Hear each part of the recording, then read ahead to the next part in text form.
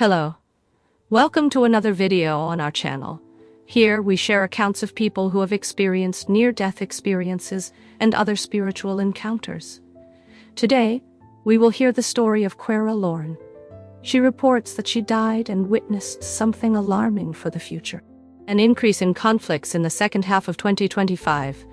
If you haven't subscribed to the channel yet, do so now. Leave a comment with your name and city. Now, let's hear Quera's account. I underwent a second surgery to drain the fluid surrounding my heart and lungs, making it very difficult to breathe. They discovered that the fluid was contaminated with Staphylococcus aureus. After anesthesia, some patients regained consciousness more quickly than others. I realized that the surgery had begun and I was awake, hearing everything. Although it was unpleasant, the doctors and nurses cleaning me at the end of the procedure and preparing me to return to intensive care were talking among themselves. I heard them lamenting and mentioning that I had a 10-month-old daughter and that I might never see her again. They discussed my family, my 2 sisters, my father, and my husband. I wondered why they were talking about me and my family in that way since I was still alive. They shouldn't talk like that. They should realize I was there hearing everything. I cried inside. Desperate. The situation was critical. I was on the brink of death, and the results of the medical investigations were not promising. My body was completely invaded by the bacteria, and eradicating this infection was an extremely complex task, given the circumstances. Perhaps the area was contaminated during the first surgery, but no one was sure. Before we continue, just one request. Please subscribe to our channel. It really helps us keep going.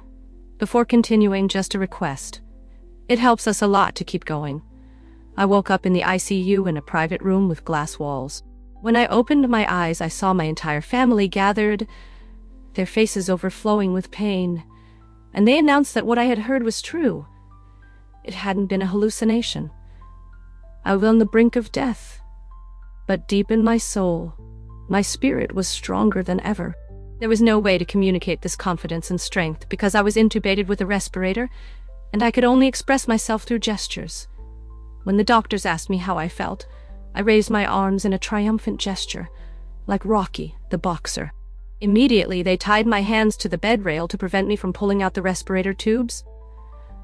I saw the doctors gather with my parents and my husband, a little away from the ICU. Most likely, Cecilia is delirious, or more specifically having brain damage. We are evaluating which antibiotic to use to treat the bacteria she has. My mother, desperate, asked, "But what does she have, doctor? What should we do now?" "The infection is just beginning, but it is extremely dangerous." My parents were a little more hopeful, but my husband continued talking to the doctor. "What do you advise, doctor? It's very serious. It's not easy to say this, but I recommend getting the admission documents in order. She is registered as single, and with a single surname. If she dies, you will have many problems recovering her from the hospital.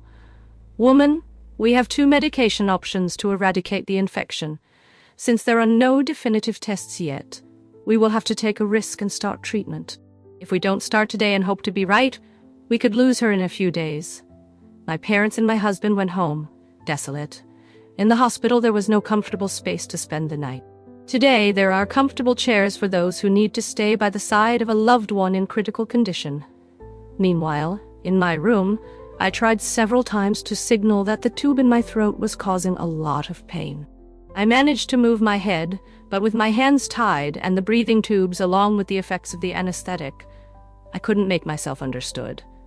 I asked a nurse for a pen and a notebook to write what I felt.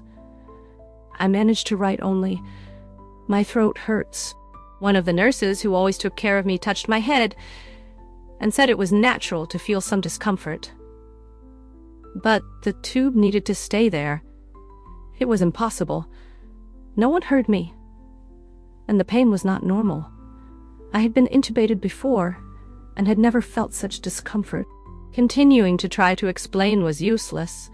A few hours later, in the early morning, perhaps the most memorable experience of my life began. One of the nurses told the other she was going to meet her boyfriend at McDonald's on the first floor of the hospital. Since everything seemed fine, the other nurse said she wouldn't take long, as she was just going to get water. A few steps from my room. They seemed like normal actions, without consequences. However, no matter how much I tried to explain, the respirator tube was poorly fitted. With the secretion of phlegm it blocked, and I began to suffocate. With no one to take care of me, my reaction was to try to pull out the tubes to be able to breathe. With my arms tied, this was impossible. Despite all efforts, much later, my arms were bruised from the desperate attempts. Much later, my arms were bruised from the desperate attempts.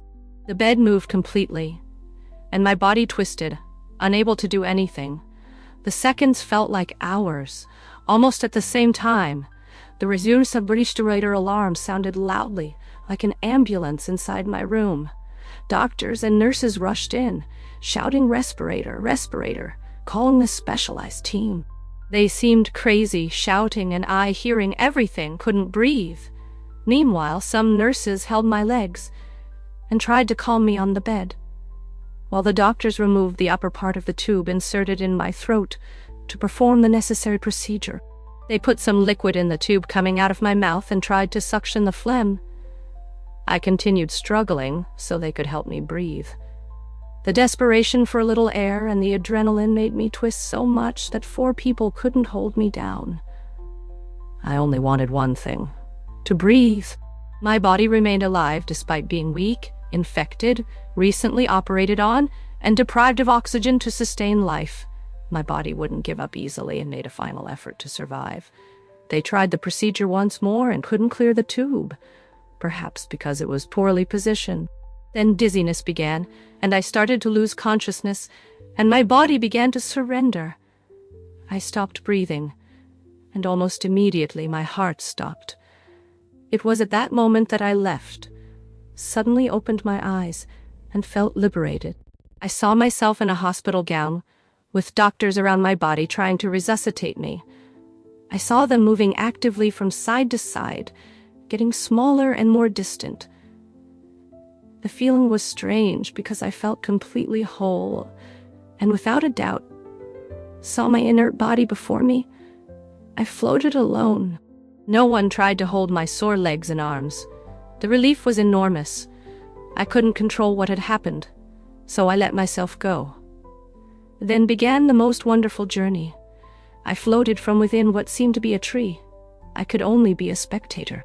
First, I saw something that looked like a layer of branches housing small animals.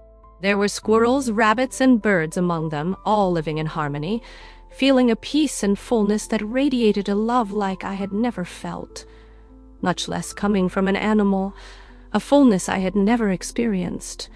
The sounds penetrated my soul, and everything I had left behind lost importance. Experiencing this sensation was the only thing that held all my attention at that moment.